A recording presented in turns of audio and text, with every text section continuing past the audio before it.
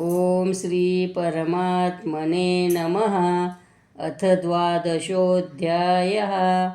अर्जुन उवाच एवं सततयुक्ता ये भक्तास्त्वां पर्युपासते ये चाप्यक्षरमव्यक्तं तेषां के योगवित्तमाः। श्रीभगवानुवाच मय्यावेशमनो ये मां नित्ययुक्ता उपासते श्रद्धया परयोपेता ते मे युक्ततमा मताः। ये त्वक्षरमनिर्देशमव्यक्तं पर्युपासते सर्वत्र गमचिन्त्यं च कूटस्थमचलं ध्रुवं सनियमेन्द्रियग्रामं सर्वत्र समबुद्धयः ते प्राप्नुवन्ति मामेव सर्वभूतहिते रताः।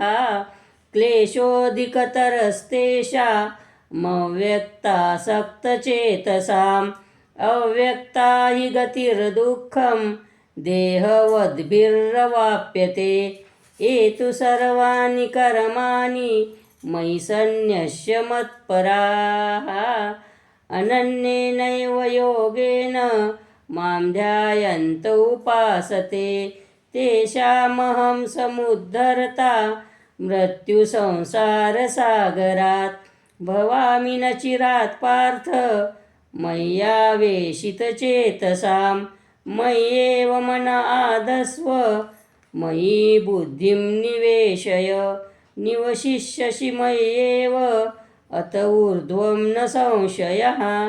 अथ चित्तं समाधातुं न शक्नोषि मयि स्थिरम् अभ्यासयोगेन ततो मामिच्छाप्तुं धनञ्जय अभ्यासप्यसमर्थोषि मत्कर्म परमो भव मदर्थमपि कर्माणि कुर्वन् सिद्धिमवाप्स्यसि अथैतदप्यशक्तोषि कर्तुं मद्योगमाश्रितः सर्वकर्मफलत्यागं ततः कुरु यतात्मवान् श्रेयो हि ज्ञानमभ्यासात् ज्ञानात् ध्यानं विशिष्यते ध्यानात् कर्मफलत्यागस्त्यागच्छान्तिरनन्तरम् अद्वेष्टा सर्वभूतानां मैत्रः करुण एव च निर्ममो निरहङ्कार समदुःखसुखक्षमी सन्तुष्टः सततं योगी यतात्मा दृढनिश्चयः मय्यर्पितमनो बुद्धिर्यो मद्भक्तः स मे प्रियः यस्मान्नो द्विजते लोको लोकान्नो द्विजते च